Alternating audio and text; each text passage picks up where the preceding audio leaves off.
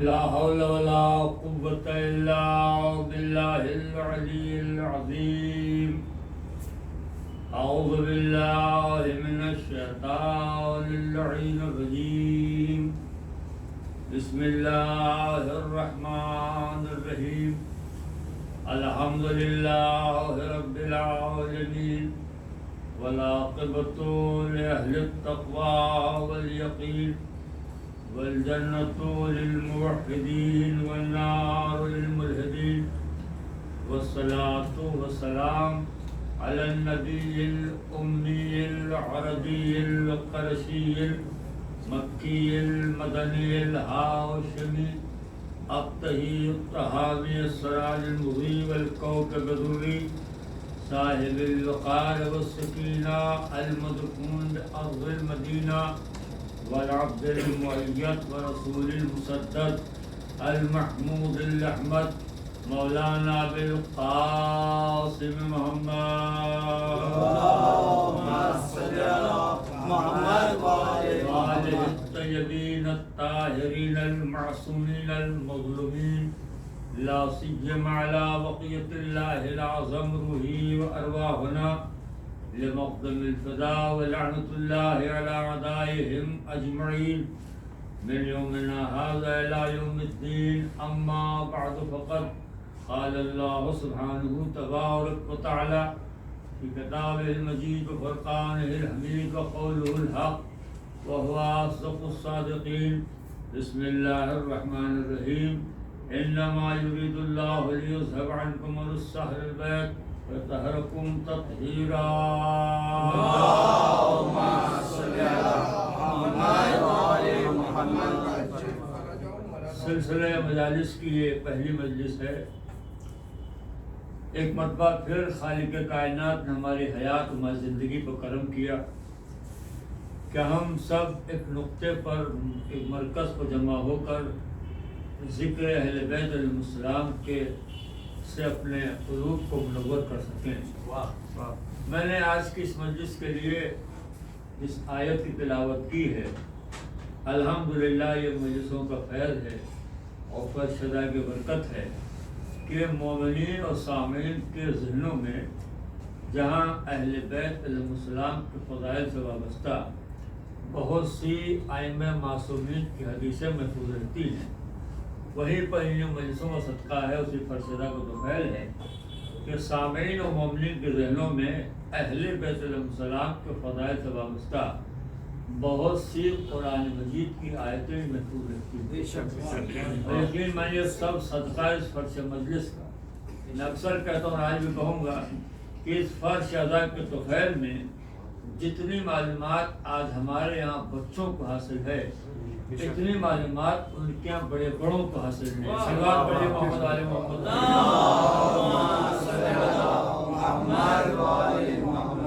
تو شاید کوئی ایسا بدنصیب مومن ہو جس کے ذہن میں آیت محفوظ نہ ہو، ورنہ بات ترجمے کی حد تک ضرور محفوظ ہوگی.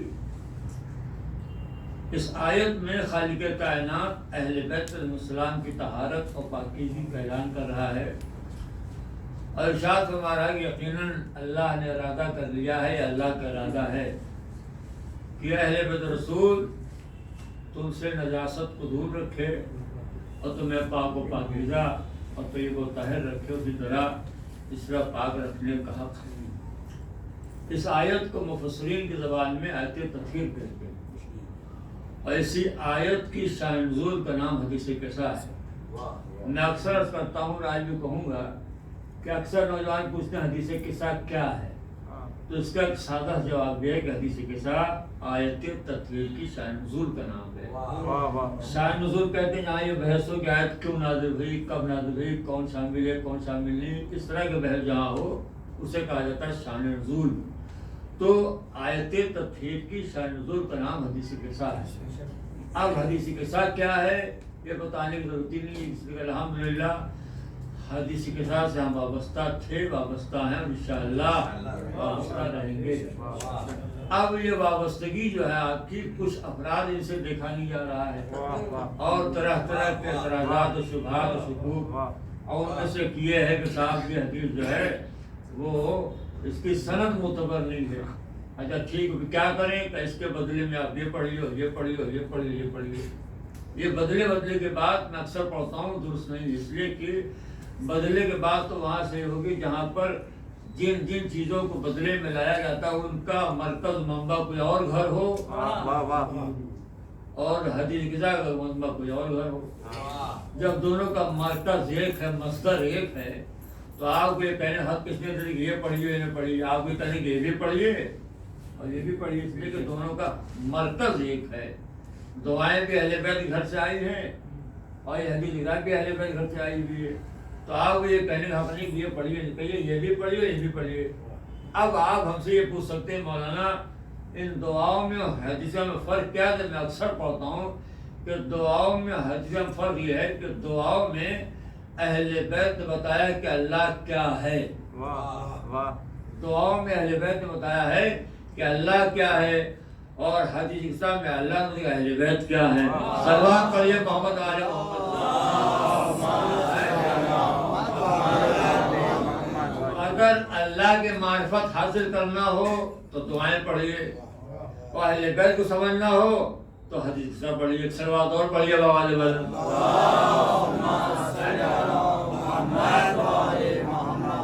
تو یہ کہنا کہ صاحب اس کے بدلے میں بات درست نہیں، اس لیے کہ میں اکثر پڑھتا ہوں جن جن چیزوں کو مقابلے میں لایا جاتا ہے کیا گارنٹی ہے بھائی کہ آج کے 25 سال 50 سال کے بعد آنے والے کہتے صاحب یہ معتبر نہیں، آپ یہ پڑھیے. پہلے کوئی ضمانت لے لے کہ صاحب نہیں کہا جائے گا. اب ہم کو تو عربی اتنا نہیں آتی کہ بیٹھ کے ہم 2-4 لفظیں گڑھ رہے ہیں. معاملہ یہ کہ پرانے علماء نے کہا یہ معتبر ہے پڑھو، ہم پڑھنے لگے. اب آپ جن جن کو لاتے ہیں سامنے مقابلے میں کیا گارنٹی کہ آنے والے لوگ یہ کہہ دیں یہ معتبر ہے آپ یہ پڑھیے. ایک صلوات پڑھ لیے ہمارے والے. تو آیت تطہیر جو ہے وہ اہل بیت علیہ السلام کی طہارت اور پاکیزگی کا اعلان اس میں. اللہ فرما رہا ہے کہ ہم نے ارادہ کر لیا. ارادہ اللہ کا کسی ملا کا نہیں ہے. اللہ کا ارادہ ہی اس کے تکمیل کا نام ہے. جو ارادہ کرتا ہے وہی اس کو فعل ہوتا ہے. تو اللہ کا ارادہ کیا ارادہ ہے کہ تم سے نجاست کو دور رکھے. دیکھیے ارادہ اللہ کا ہے اور ارادہ ہے کہ تم سے نجاست کو دور رکھے. نجاست اہل بیت سے دور ہے. معلوم یہ ہوا کہ جو بھی اہل بیت سے دور ہو نجس ہے. غور کیا آپ نے؟ اللہ کہہ رہا ہے کہ ہم نے نجاست کو ان سے دور رکھا ہے. تو نجاست اہل بیت سے دور ہے. معلوم یہ ہوا کہ جو بھی اہل بیت سے دور ہے وہ نجس ہے. مصرع بول رہا آپ نے بولے الگ بات. اکثر بات پڑھیے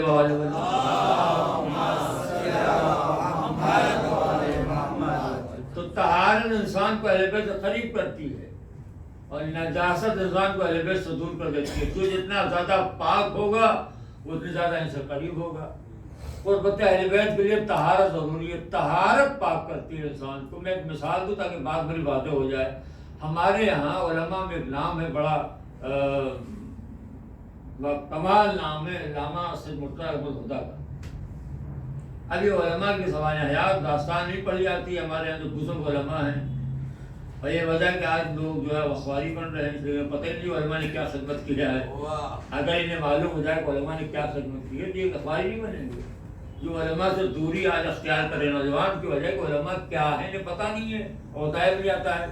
ہمارے یہاں سید مرتضیٰ احمد ہوتا ہے ان کے لیے ملتا یہ ہے کہ جب کبھی صبح نماز پڑھنے کے لیے مولانا کے حرم جاتے تھے تو امام کے حرم دروازہ خود بخود کھل جاتا تھا. بارہا لوگوں نے دیکھا کہ جب یہ آتے ہیں تو حرم دروازہ کھل جاتا ہے.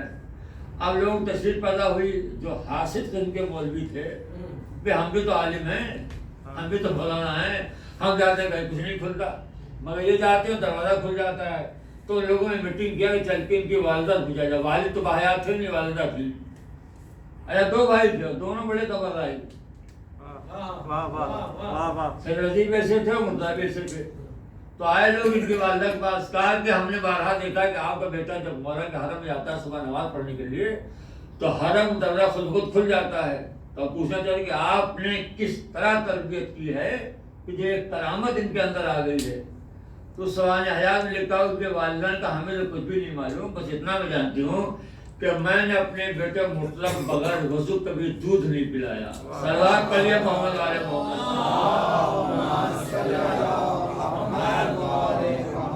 یہ تو رہا ان کے جو بھائی تو مطلب ان کا سیدری کا معاملہ یہ ہے، بھائی دونوں سگے بھائی تھے۔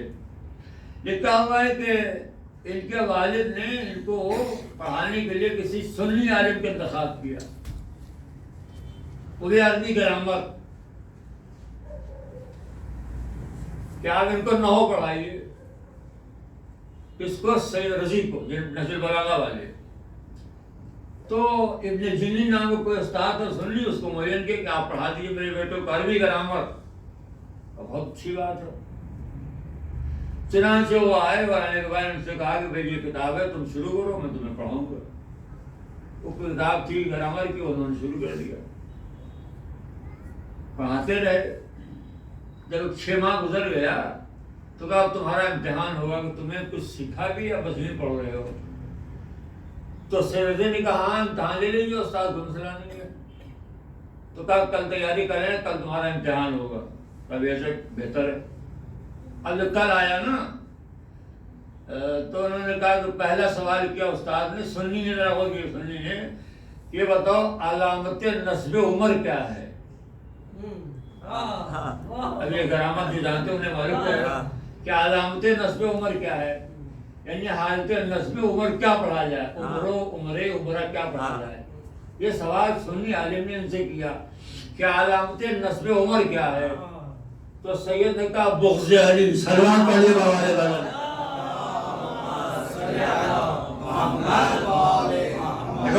بلند۔ سرکار پڑھ دیں۔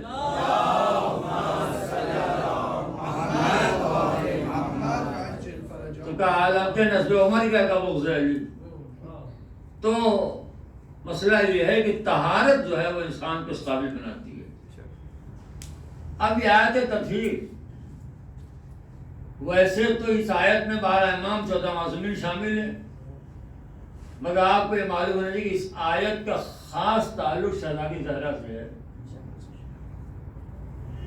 آپ کو معلوم ہے مردوں میں 1,24,012 معصوم گزرے ہیں، عورتوں میں 2 ذاتیں معصومہ ہیں، ایک جناب مریم، ایک جناب فاطمہ۔ جب جناب مریم کی عصمت کا معاملہ آیا تو اللہ نے قرآن میں آیت رکھا ان اللہ اصطفاک و طارق و استوى علی نساء العالمین، اے مریم ہم نے تمہیں چن لیا، تمہیں طاہر رکھا اور عالمین کی عورتوں میں نے تم چن لیا۔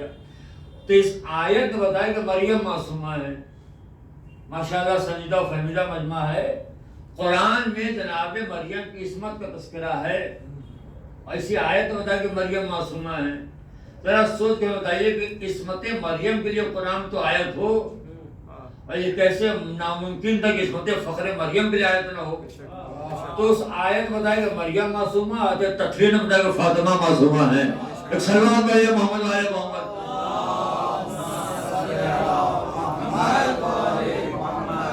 تو اللہ کہتا ہے کہ تم سے نجاست تمہیں پاک رکھے، اسی سے پاک رکھنے کا حق ہے۔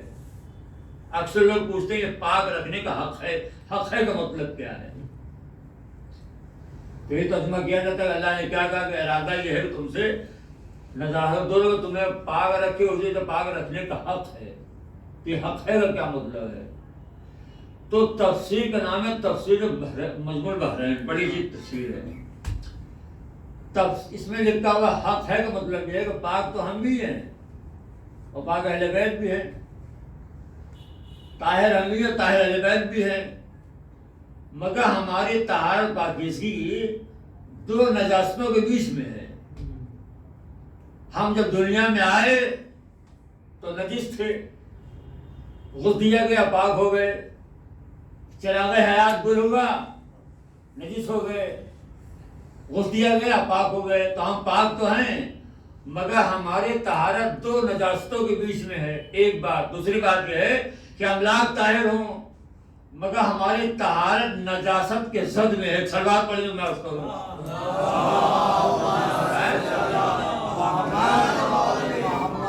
تو آپ کو پہلے مجلس میں نے معاف کر دیا، کل سے سامنے بیٹھیے گا۔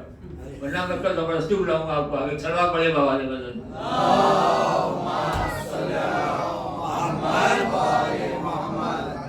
تو ایک تو یہ ہے کہ ہماری طہارت کتنے بھی ہم طاہر ہوں ہماری طہارت ہر وقت نجاستوں کے ساتھ میں رہتی ہے. مثلا مثال دوں ایک سچا واقعہ ہے. 98 میں نوگواں ساکات اشرا پڑھ رہا تھا محرم کا پہلا اشرا تھا اور غالباً پہلی مجلس تھی.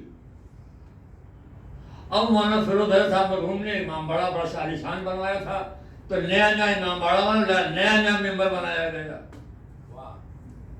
نیا ممبر بھی ہے اور وہ میری پہلی مجلس مجمع بیٹھا ہوا ہے. ممبر پہ گیا اور ممبر پر چادر وغیرہ رکھی تھی بچھی ہوئی تھی. میں بیٹھ گیا. اب تو خیر عمر ہو گئی ہے. 98 کی بات بتا رہا ہوں.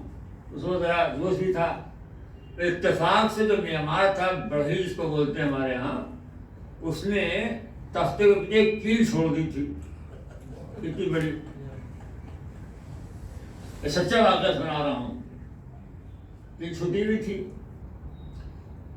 اب وہ جوش خطابت میں بعد میں نے ہاتھ مارا پتھرے پر تو کیل جو اندر اتری. ارے ہم دبلے بدلے اس زمانے میں بھی تھے. خون اتنا ناز نکل تھا تو خون کتنا گرتا. پہلے وہ ظاہر زور سے مارا تھا زیادہ وہ کیل اندر داخل ہو گئی. ارے مجمع نے محسوس کر لیا کچھ ہو گیا. مگر میں نے کہا پہلی مجلس ہے اگر آپ ڈسٹرب ہوا تو یہ آخر تک ڈسٹرب ہوگا ورنہ اگر پہلی ہٹ صحیح رکھ دی جائے تو دیوار سیدھی جائے گی ورنہ دیوار ٹیڑھ جائے گا. اچھا تو ہم نے کہا یہ رکنا نہیں ہے مجھے. پر میں نے بائیں ہاتھ سے دیکھا تو معلوم ہے کیل میرا کام ہو گیا. لیکن مجمع کو میں نے محسوس نہیں ہونے دیا. رومال تھا میں نے لپیٹ لیا لیکن وہ خون اتنا گرا کہ خباب گر گیا. اب معلوم تھا وہ تو ہم وضو کر کے بیٹھے تھے اور عام طور پر مسجد جب آتے پڑھنے کے لیے زیادہ تو وضو باوضو ہوتے ہیں. تو ہم نے کہا کہ ہماری طہارت نجاست کے ساتھ میں ہوتی ہے. ہم پاک ممبر پہ آئے تھے لیکن جو ہاتھ مارا تو خون بہا تو قبا گرا قبا نجیس ہو گئی. تو ہماری طہارت نجاست میں ہے. خون گرا ہمارے خون نجیس قبا نجیس ہو گئی. اہل بیت اسلام کا خون پاک ہے ہمارا خون نجیس ہے. ہمارا گرے گا تو جہاں گرے گا وہ نجیس ہو جائے گی. ان کا خون اگر گرے گا تو خاک شفا بنا ڈالے گا. صلوات پڑھیے محمد علیہ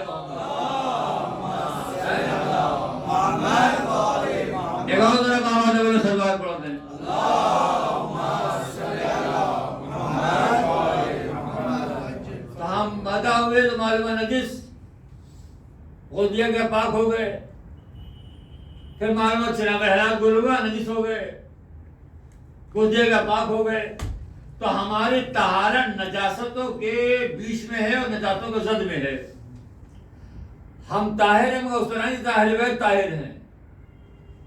وہ آئے تو پاک اور گئے تو پاک. آئے تو پاک دلیل خانہ کعبہ میں آئے تو کعبے پیدا ہونا دلیل نجس پاک ہے.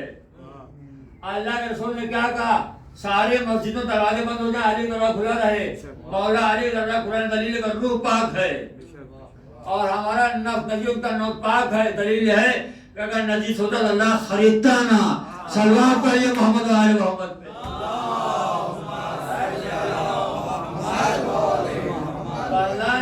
مولا علی خرید بتایا کہ ان کا نفس پاک ہے. تو پاک ہم بھی ہیں مگر ہم اس طرح پاک اس طرح اہل بیت پاک ہیں. اس لیے اللہ نے کہا ارادہ ہمارا ہے تم سے نظر دور رکھے اور پاک پاک رکھے. تو اس آیت کا خاص تعلق شہزادی زہرا سے ہے. دلیل کیا ہے؟ دلیل یہ ہے کہ جناب مریم کے اس میں تذکرہ قرآن میں ہے رضا اللہ نے یہاں تذکرہ کیا. پہلی بات. دوسری بات کیا ہے؟ آپ دنیا سیرت میں کہیں جائیے اور کسی سے پوچھئے کہ بتاؤ کہ پنجتن کتنے ہیں؟ جواب ملے 5. کون کون؟ کہا محمد علی فاطمہ حسن حسین. ترتیب میں پہلا نام لے لیا سرکار دو عالم کا پہلا نام. کہیں جائیے آپ پوچھئے. میں آپ سے پوچھتا ہوں یہی سوال جو آپ نے بچوں سے کیا ہے یہ سوال جبریل نے اللہ سے کیا تھا یا اللہ چاہتا تجھے کون کون ہے؟ تو اللہ نے نہیں کہا اس میں محمد ہیں اس میں علی. اللہ نے کیا کہا اس میں فاطمہ ہیں ان کے باپ ہیں ان کے شوہر ہیں ان کے بیٹے ہیں. نام سے لے لیا جناب فاطمہ زہرا کا، معلوم جو کہ آیت تطہیر ہے بنام فاطمہ، رشتہ داری کی بنیاد پر محمد بھی شامل ہیں، علی بھی شامل ہے، صلوات پڑھیے محمد علیہ وسلم۔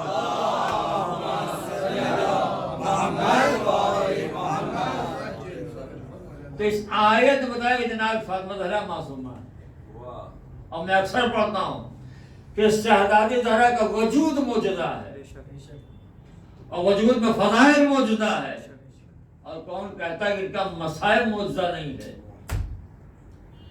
جناب 14 معصومین میں جتنے معصوم آ رہے ہیں ان میں ہر ایک کا مصائب تو ہے امام زمانہ کو چھوڑ کر، مگر ان تمام کا مصائب معجزہ نہیں ہے، مگر جناب فاطمہ زہرا کا مصائب معجزہ ہے۔ فضائل تو معجزہ ہی ہے، مصائب معجزہ ہے۔ آپ کے مولانا کیا دلیل کہ ان کا مصائب معجزہ ہے؟ تو سنیے دلیل۔ آپ مولائے کائنات کی شہادت مجلس کیجیے، آپ اب بلائیے بڑے بھائیوں میں سے لوگوں کو، آئیں گے شرکت کریں گے، محبت میں آ جائیں گے وہ، اور مولائے کائنات قاتل ابن ملجم پر لعنت بھیجیں گے آپ کے سامنے، مگر لعنت بھیجنے کے باوجود رہیں گے وہی جو وہ ہیں۔ قاتل مولائے کائنات پر لعنت بھیجنے کے باوجود وشیہ نہیں بنیں گے، وہی رہیں گے جو ہیں، حالانکہ لعنت برا بھلا بھی کہیں گے۔ آگے بڑھیے، امام حسن کی شہادت آپ بلائیے، مجلس کیجیے، آپ آئیں گے، جس نے سازش کیا، جس نے مولا کو زہر دیا، لعنت بھیجیں گے، مگر قاتل امام حسن لعنت بھیجنے پر رہیں گے وہی جو ہیں، ان کے مذہب کو ایسا نہیں پڑے گا۔ آپ بلائیے محرم میں، آئیں گے، جس نے امام کو قتل کیا لعنت بھیجیں گے، اسی پہ لعنت بھیجیں گے، مگر لعنت بھیجنے کے باوجود رہیں گے وہی جو ہیں، لعنت بھیجنے کے باوجود ان کے مذہب کو اثر نہیں پڑے گا۔ 11 معصوم شہید ہمارے ہیں، آپ لے آئیے، ہر قاتل پر لعنت بھیجیں گے، مگر وہ لعنت بھیجنے کے باوجود رہیں گے وہی جو ہیں، کوئی اثر نہیں پڑنے والا ان کے مذہب پر۔ تنہا ان ہستیوں میں شہزادی زہرا ہیں، اگر بلا لیا اور جس نے ستایا لعنت بھیج دیا کہ یہ لعنت ان کو ان کے مذہب پر رہنے نہیں دے گی۔ صلوات پڑھیے محمد علیہ وسلم۔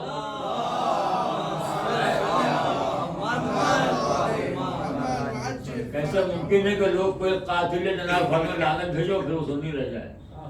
اور دلیل یہ ہے کہ جتنے لوگ آج شیعہ ہوئے ہیں، جتنے لوگ، آپ ان کی کتابیں پڑھ لیجیے، آپ کیا سبب ہے؟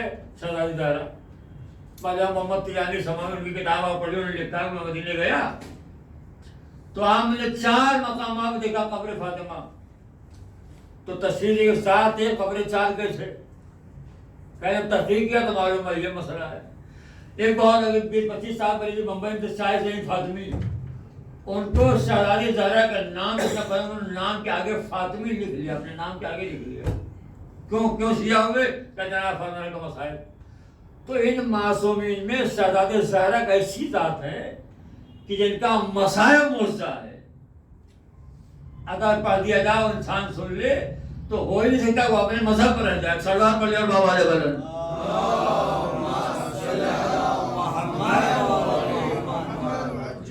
یہ وجہ ہے کہ کچھ افراد ہیں جنہیں شہزادی کی جو مجلسیں کثرت سے ہوتی ہیں وہ پسند نہیں آتی، لیکن انہیں یہ پسند نہیں کہ لوگ ادھر مذہب میں آ جائیں، اپنے مذہب میں اچھی بات ہے، لیکن ایسے خبیث ذہن کے لوگ ہیں کہ اگر مجلسیں زیادہ ہو رہی ہیں، یہ زیادہ شہزادی مجلسیں کیوں ہو رہی ہیں، یعنی اس میں بھی ان کو سازش نظر آ رہی ہے۔ سلوات اور پڑھ لیا بابا علیہ وسلم۔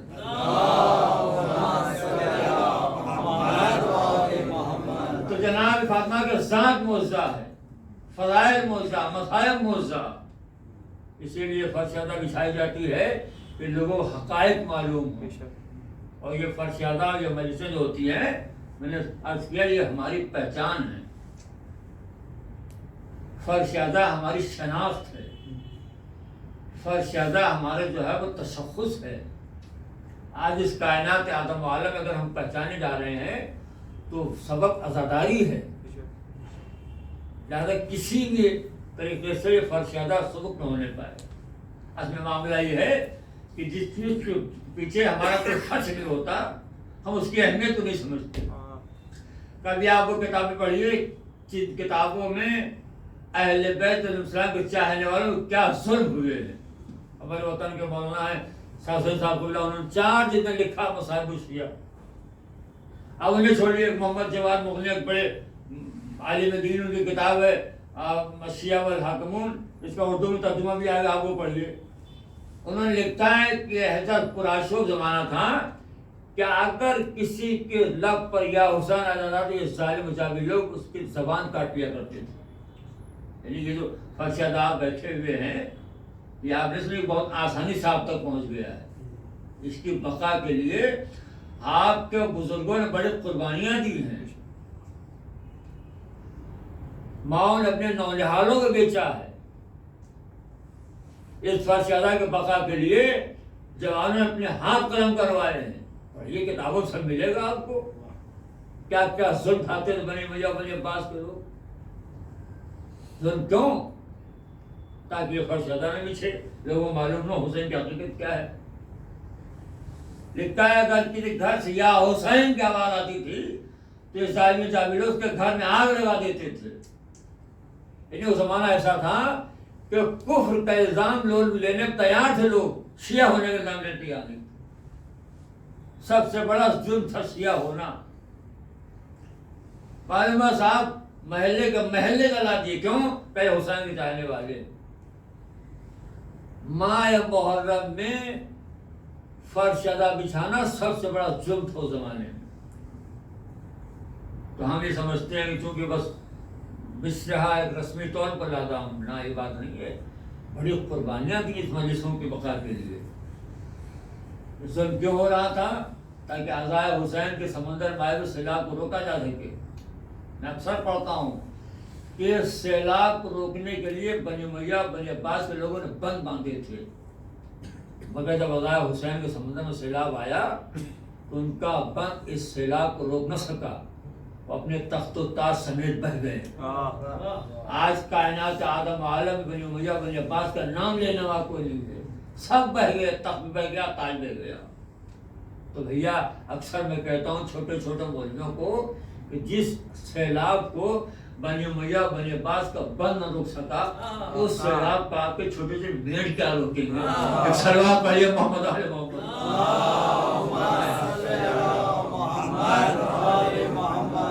اسے دیکھیے آ گیا اصلاح اصلاح اصلاح اصلاح آزاداری میں اصلاح. ایک صاحب ان کا نام نہیں لیں گے خام و خواہ مشہور ہو جائیں گے. اب تو یہ بھی ہو رہا ہے نا کچھ بولو تاکہ شہرت مشہور ہو جائے. کہتا ہے اصلاح کرنی چاہیے. داڑھی بڑھ جاتی ہے، داڑھی کی اصلاح کرتے نہیں کرتے. گاڑی بگڑ گئی، گاڑی اصلاح کرتے نہیں. اصلاح، گاڑی کی اصلاح، داڑھی کی اصلاح. ہم بھی کہتے ہیں اصلاح کرنی چاہیے. ہم منکر نہیں، اصلاح کرنی چاہیے، مگر کس کی؟ آزاداری کے لیے. آزاداری سے اپنی اصلاح کرنی چاہیے. آزاداری کو اپنی اصلاح کا ذریعہ بنائیے. آپ ہوتے کون آزادی کی اصلاح کرنے کے لیے؟ دیکھیے مجھے یاد نہیں ہے، میں نے کبھی کہا کہ آزاداری ایک زندہ ادارے کا نام ہے. آزاداری ایک زندہ تحریک کا نام ہے. آزاداری ایک زندہ مکتب کا نام ہے. اسے خوب معلوم ہے کہ ہمیں کیا قبول کرنا، کیا رد کرنا. صلوات پڑھیے محمد علی محمد پہ.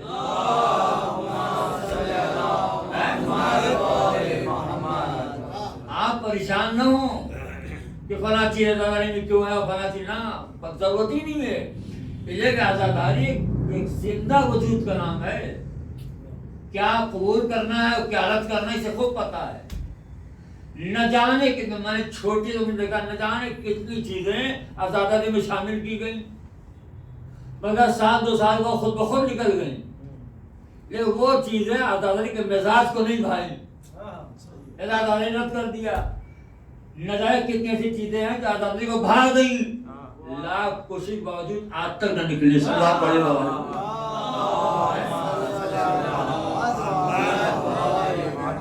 زوردار صلوات لے جاؤ بابا جی.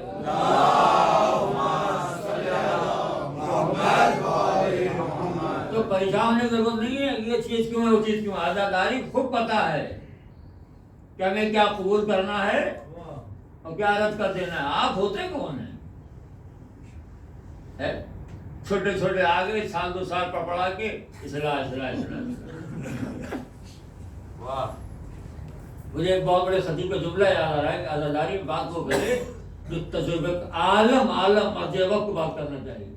یہ نہیں 2 سال 3 سال آئے معلوم میں بیٹھ گئے۔ میں نے اچھی مثال دے کے چینے کہ انسان کے جسم میں سب سے مشکل آپریشن برین دماغ کا ہوتا ہے، تو میڈیکل سائنس ایسے ڈاکٹر کو پرمیشن نہیں دیتی ہے جو 2 سال پڑھ کے آئے ابھی بھی نئی نئی ڈگری لے کے معلوم کا شفا شروع کر کے ہوئے۔ اس میں کوئی تجربہ کہاں ڈاکٹر ہونا چاہیے، لیکن اس میں باری باری نسیں ہوتی ہیں، ذرا سا ادھر ہو گئی تو کام تمام ہو گیا، اور میں 20 سال کو میں بیٹھے ہوئے کیا ہوگا فلاں ڈاکٹر کو آپریشن کیا ہے۔ تو تجربے کہاں چاہیے، لیکن سب سے بڑا مشکل مسئلہ ہے دماغ کا آپریشن، یہی معاملہ ہے عزاداری کا۔ عزاداری میں اصلاح کی بات وہ کرے جو عالم ہو، چھوٹے چھوٹے اگر بیٹھ جائیں گے تو معلوم ہے سب کچھ بڑا ہو جائے گا۔ تو اصلاح کرنے کے لیے آپ کو عزاداری اپنی اصلاح کا طریقہ بنانا چاہیے۔ اور میں اکثر کہتا ہوں کہ عزاداری ایک بہت بڑی نعمت ہے۔ عزاداری محب اہل بیت اور دشمن اہل بیت درمیان مابین امتیاز ہے۔ یہ جملہ نہیں پہنچا، عزاداری نقطۂ اتحاد بھی ہے اور نقطۂ افتراق بھی ہے۔ نقطۂ اتحاد وہی مانا کسی عزاداری نے ایک مومن کو دوسرے مومن سے جوڑا ہے، نقطۂ افتراق وہی مانا کسی عزاداری نے مومن کو منافق سے الگ کیا ہے۔ صلوات پڑھیے محمد علیہ وسلم۔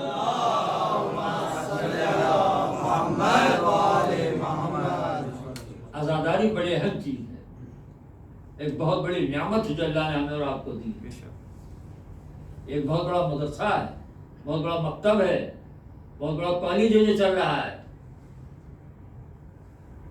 اور یہ کچھ لوگوں کو برداشت نہیں ہے، اتنے مشکل الفاظ بول دیں گے کہ من میں دہنے بائیں دیکھتا ہے کیا کہا ہے انہوں نے، اور پھر یہ سب سے بڑے مدافع ہیں عزاداری کے۔ عزاداری کے خطابت سیکھنے کا نام نہیں ہے، خطابت چلانے کا نام نہیں ہے، خطابت تقریر پڑھنے کا نام نہیں ہے، خطابت نام ہے آسان لفظوں میں اپنی فکر کو سامعین کے دل و دماغ تک پہنچا دینے کا۔ صلوات پڑھیے محمد علیہ محمد۔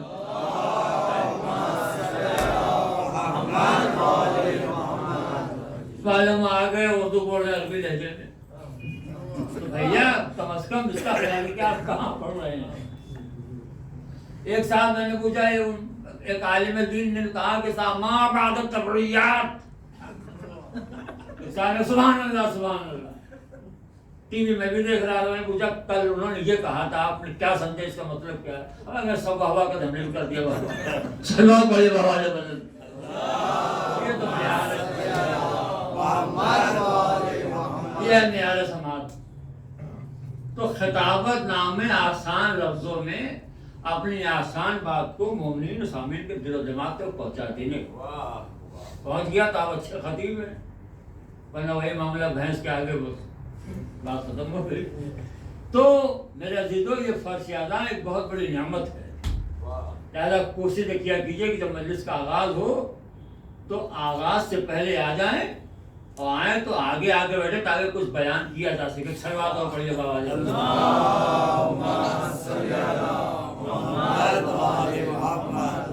بہت بڑی دولت ہے جو اللہ نے ہمیں آپ کو دی ہے، اور میں اپنی تقریر کا جملہ دہراؤں گا، ایک بہت بڑا اسلحہ ہے جو اللہ نے ہمیں اور آپ کو دیا ہے،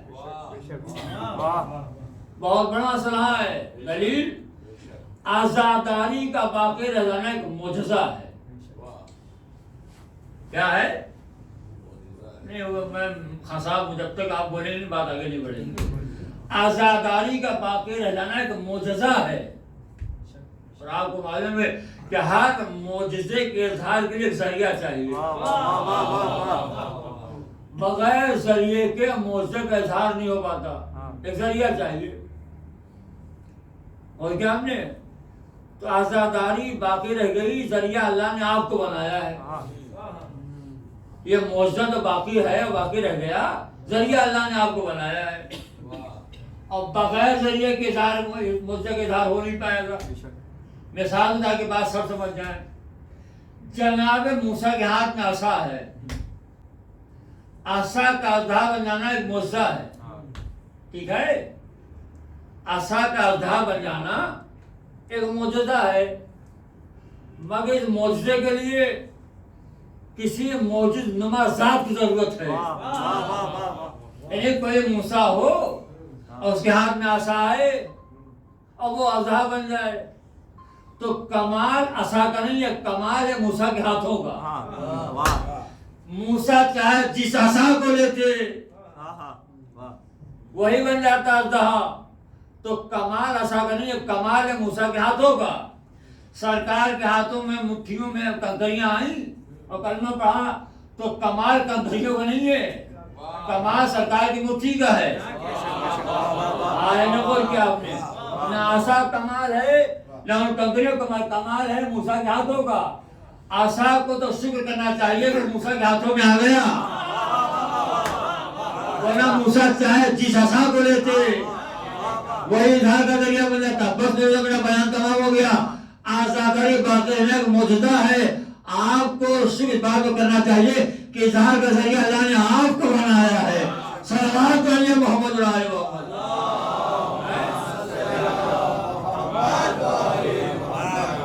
इस मौजे के इजहार का जरिया अल्लाह ने आपको बनाया, वरना शहजादी चाहे जिसको मुंतखब कर देती। तो ये तो आपके लिए मकाम शुक्र है। आपको शुक्र करना चाहिए कि अल्लाह ने आपको इस अदादारी के बका के लिए इजहार के जरिया बनाया है। तो एक ये मामला है, और एक मामला ये है कि आपके यहाँ आना, जो आप बैठे हैं, तो अक्सर होता है मोमिनीन बैठे हैं, आप मोमिन तो हैं, मगर यहाँ इस वक्त जो बैठे हैं आप यहाँ से मोमिन नहीं हैं, बल्कि यहाँ आप 3 मासूमों के नायब बन के बैठे हुए हैं। ये जो आप बैठे हुए हैं इस वक्त सिर्फ आप मोमिन नहीं हैं, बल्कि इस वक्त आप 3 मासूमों की नियावत कर रहे हैं, नायब बने बैठे हैं इस वक्त आप। वो हमारी माएँ बहनें जो मुझसे सुनती हैं बैठ के फरजादा पर, उससे मोमिना नहीं है, बल्कि वो एक बीबी की नियावत कर रही है। वो नायब ज़हरा बनी बैठी हुई है। आप यहाँ नायब रसूल हैं इस वक्त, आप यहाँ नायब मौला अली है इस वक्त, आप यहाँ नायब इमाम हसन है इस वक्त। आप अपनी हैसियत को समझिए, अपने मकाम को समझिए। जो भी मोमिन फरजादा आ गया उसे मोमिन कब है? वो तो नायब रसूल बना है, नायब मौला अली बना हुआ है, नायब इमाम हसन बना हुआ है, और माए बहने नायब ज़हरा बनी हुई है। दलील क्या है? दलील दूंगा तो आप महसूस करेंगे बात को। इमाम की विलादत हुई और कनीन ने लाकर इमाम को नबी के आगोश में दिया और देकर चली गई। तो नबी ने जब आगोश में लिया नवासे को, तो लिखा हुआ है कि मुस्कुराए, लबों को चूमा, पेशानी को चूमा, सीने से लगाया, खुश थे, चेहरे मुस्कुराहट थी। और कनीज बाहर है, कनीज ने बाहर से सुना कि हुजरे से रोने की आवाज आ रही है, तो ताज्जुब पड़ गई कि अभी तो खुश थे, लबों को चूम रहे थे, मुस्कुरा रहे थे, ये रोने का सबब क्या है? अलग जो बात काबिल तवज्जो ये है, कनीज है हुजरे से बाहर और सरकार है हुजरे में, और हुजरे में हुजूर रो रहे हैं। कनीज ने बाहर से हुजरे रोने की आवाज सुनी। ये बाहर कनीज का आवाज सुनना गिरिए का दलील है कि सरकार दो आलम बुलंद आवाज से रो रहे थे। आज बुलंद आवाज से रोने में लोग फैशन के खिलाफ समझते हैं, फैशन की क्या पड़े, आवाज क्यों रोया जा रहा है, आंसू से रोइए आप। कनीज बाहर है और उसने हुजरे से रोने की आवाज सुनी। इसका मतलब ये है कि सरकार द्वारा बुलंद आवाज से रो रहे थे, वरना अगर आंसू से रोते तो कनीज कैसे सुनती?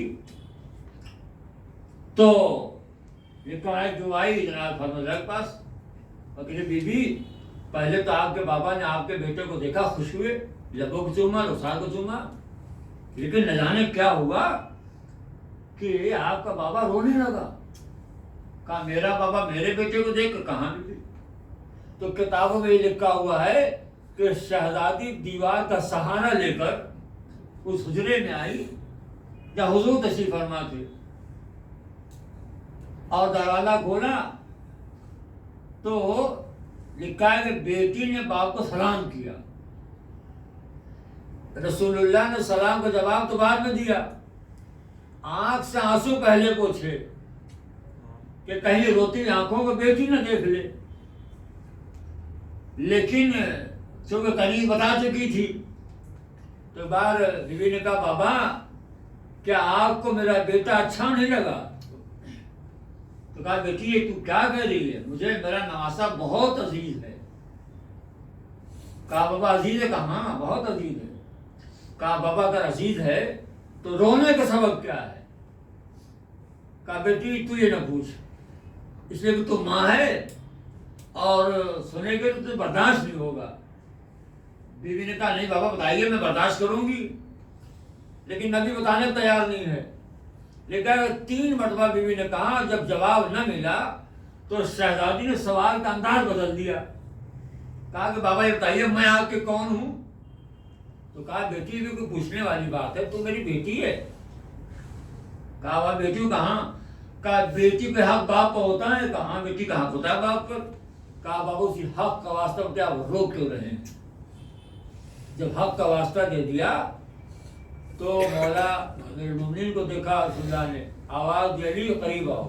مولا قریب آئے کہ فاطمہ کے بازو کو پکڑ لو، اور میں بازو تھامے. کہا بیٹی تو دیر میں آئی، اللہ کا فرشتہ پہلے آ گیا اور اس نے مجھے بتایا کہ یہ آپ کا نواسا کربلا میں 3 دن کا بھوکا پیاسا شہید کیا جائے گا. یہ بیٹی میں نے زبان جبرائیل سے سنا، مجھ سے رہا نہ گیا. دیکھیے بیٹی معصومہ ہے اور جو یہ خبر سنا رہا ہے وہی مخبر صادق ہے. شہزادے کو یقین تو ہے کہ وہ گواہی جو میرا بابا کہہ رہا ہے، مگر ماں کی مامتا کیا کیا جائے. کہتے بابا میرے بیٹے خطا کیا ہوگی؟ بیٹی کوئی خطا نہیں ہوگی. کہا اچھا بابا یہ بتائیے جب یہ واقعہ پیش ہے کہ آپ ہوں گے، یہ کیوں پوچھا تھا؟ لیکن نبی نانا ہیں اور نانا بھی ہوتے ہوئے نواسوں پر کرتے. کہا نہیں بیٹی میں نہیں ہوں گا. اچھا بابا آپ نہیں ہوں گے، اس کا باپ علی مرتضیٰ ہوگا. کیوں پوچھا تھا؟ یہ باپ بڑا شجاع ہے، فاتح خیبر ہے. کہا نہیں بیٹی علی مرتضیٰ بھی نہیں ہوں گے. کہا اچھا بابا اس کا بھائی حسن مصطفیٰ ہوگا. کہا نہیں وہ بھی نہیں ہوں گے. تو کہا بابا یہ چکی پیسنے والی ماں ہوگی. کہا نہیں بیٹی تو بھی نہ ہوگی. تڑک پوچھا من کہاں ہوتے لگا. میں نے کہا بابا جب میں بھی نہ ہوگی تو میرے لاغ اور روئے گا کون؟ یہ میں نے واقعہ کیوں سنایا؟ آپ یہاں بیٹھے ہوئے ہیں، آپ نائب رسول بن کے بیٹھے ہوئے ہیں. امام حسین کی شہادت پہلا حق رونے کا رسول اللہ کو ہے، مولا علی کو ہے، امام حسن کو ہے، شہزادی کو ہے. یہ نہیں ہوں گے، یہ قوم آئے گی تو کیا کرے گی؟ میری نیابت پر روئے گی. تو آپ یہاں جو بیٹھے ہوئے آپ 3 معصوموں کی نیابت کر رہے ہیں. اپنا شرف سمجھیے، آپ مقام سمجھیے کہ جو فرشادہ مومن آ گیا وہ بیک وقت 3 معصوموں کی نیابت کر رہا ہے. تو کہا بیٹی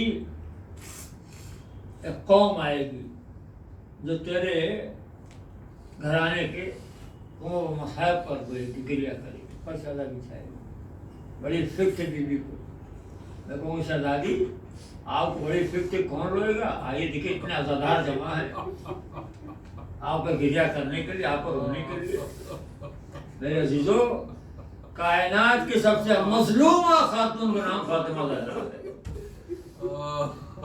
یہ اس شہید کی ماں ہے جس کا بچہ تو بھی پیر سے چلنے بھی نہ پایا. اللہ اللہ کیا ظلم ڈھایا گیا شہزادی زہرا. میرے عزیزو آپ مجھے سوچ بتائیے کہ آپ نے کہیں دیکھا، کبھی سنا ہے کسی خاتون کو عمر 18 برس کی ہو وہ 18 برس کو عمر میں اسا کا سہارا لے کے چلے. کہا ہاں ایک بیوی ہے 18 برس کی عمر میں اتنے مسائب اٹھائے گئے کہ شہزادی عصا لے کے چلنے لگی. شہزادہ مجھے سہارا سے اٹھا نہیں جا رہا ہے. اس بیوی کا نام فاطمہ ہے. بڑی مظلوم ذات کا نام فاطمہ ہے. میں کہوں تو میری زبان جل جائے. میرے 5ویں امام فرمائے ہائے مجھے موت کیوں نہیں آتی. اس نے کہا مولا یہ کیا فرمائے. کہا ہاں تمہیں پتہ نہیں ہے میری جدہ فاطمہ تھی اور در و دیوار کے بیچ میں تھی اور دروازے کیل تھی. جب دھکا دیا گیا تو کیل میں دادی کے سینے میں گل گئی جسے اتنی تکلیف ہوتی تھی. جب سال لگے بابا اب تو آپ کے بیٹی سانس بھی نہیں لیا جا رہا. حضور کی وفات کے بعد کوئی پہر ایسا نہ آیا جب شہزادی اپنے باپ پر نہ روئی ہو. سوال یہ کہ ہر بیٹی باپ پر روتی ہے لیکن کیا وجہ ہے کہ جناب فاطمہ زہرا اتنا روتی تھی. کائنات میں کوئی بھی بیٹی اپنے باپ پر اتنا روئی جتنا جناب فاطمہ زہرا روئی ہے.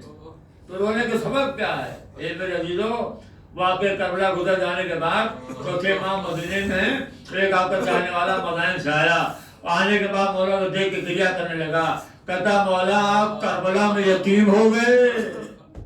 میرے چوتھے امام نے کہا بھائی میں یتیم تو ضرور ہوا ہوں مگر میں کربلا میں یتیم نہیں ہوا. مولا پھر کہاں ہوئے؟ کام تو اس دن یتیم ہو گئے جس دن رسول اللہ کی وفات ہوئی ہے. اب آپ کو سمجھ میں آیا شہزادی کیوں روتی تھی. رونے کا سمجھ تھا کہ بی بی اپنے یتیمی کے آئینے میں اپنے سکینہ کے رخسار رکھتے تماشے دیکھ رہی تھی. ہائے سجا کہ کچھ میں رکھتے دورے دیکھ رہی تھی اس لیے رو رہی تھی. میرا عزیزو اتنا گریہ کسی بیوی نے نہیں کیا. صبح ہے تو رونا شام ہے تو رونا. یار بابا ایک دن آیا مولائے کائنات آئے کہا ابو الحسن میری چند وصیتیں سن لو. مولا بیٹھ گئے. آپ وصیتیں سنتے رہتے ہیں نا. آخر وصیت دیتی کہ ابو الحسن ہوتا یہ ہے کبھی کبھی رات میرا کربلا حسین جسے پانی مانگتا ہے اگر کبھی پانی مانگے اسے پانی پلا دینا. اے اولاد والو ہمارے 12 اماموں سب سے امام کو پیاس لگتی تھی وہ ہمارا کربلا تیسرا امام تھا. اے وجہ جب امام مدینے میں تھے تو جناب ام لیلہ کا معمول تھا رات میں سر میں پانی لاتی تھی اور امام پہ سلام رکھ دیتی تھی. میرا امام رات میں کئی بار پانی پیتا تھا. جب ایک قافلہ کربلا آ گیا اور آدمی بہت وقت خیمے میں پانی نہ رہا تو ام لیلہ آئی سرانے ہاتھ جو کھڑی ہو گئی. اے میرے والی وارث اب کنیز کو معاف کرنا اب خیمے میں پانی نہیں ہے. آواز گریہ بلند ہے. اللہ ان آنکھوں اپنی رحمتیں نازل فرمائے. آپ کو معلوم ہے کہ امام کربلا کتنے پیاسے تھے. شیخ جعفر نے لکھا کتنے پیاسے تھے. سورج الامام آسمان میں دھواں نظر آتا تھا. اے جملے اندر لگائیے جب کربلا میں ہمارے امام کے پاس کے حیات کے تو آخری لمحے رہ گئے تو آپ نے ایک لمحے کو سجدے وقت لیا آخری لمحے کو دے میرے شیعو جب ٹھنڈا پانی پینا تو عباس کے پیاس نہیں مجھ حسین کے پیاس کو یاد کر لینا. لیکن سب سے زیادہ امام پیاسے تھے. تو عزیزو یہ بی بی نے وصیتیں کی. مجلس تمام ہو رہی ہے وصیتیں تمام ہوئی یہاں تک لکھا ہے کہ شہزادی کی وفات ہو گئی. اللہ اللہ اے عزیزو امام نے غسل لیا کفن بنایا جنازہ تیار ہوا اور بچوں کو بلایا. بچے آئے بچوں نے زیارت کر لی. چند افراد تھے جن کے پاس جنازہ اٹھا لکھا بقیع لے جایا گیا اور لے جا کے دفن کر دیا گیا. شہزادی دفن ہو گئی. آخری بات سڑی مجلس تمام ہو جائے. دفن کے بعد کچھ لوگ صبح آئے کہے علی جنازہ کب اٹھے گا ہم نماز میت پڑھیں گے. امام نے کہا ہم نے جناب فاطمہ کو رات کو دفن کر دیا. لوگ یہ کہتے بیٹھے اللہ اللہ فاطمہ گفتن چلی جائیں ہم نماز میں پڑھ سکیں. آواز دے کہ آؤ بقیع ہم قبر کو کھودیں گے جنازے کو نکالیں گے اور ہم نماز میت پڑھیں گے. یا ارباب یادا مدینے پر زور شور سے آواز بلند ہوئی. امام کے کانوں تک پہنچے لیکن امام اٹھے سرخا کو بے نیام کیا اپنے کندھے میں رکھا. بقیع جانب آئے ایک قبر کے بعد بیٹھ گئے. آواز دے کہ ایک کندھے میں کسی اٹھایا خدا قدم یہ تلوار انجام مل جائے گی جب آخری انجام تک پہنچا دو. لوگ ڈر کے واپس چلے گئے. تو اے مولا ایسی شان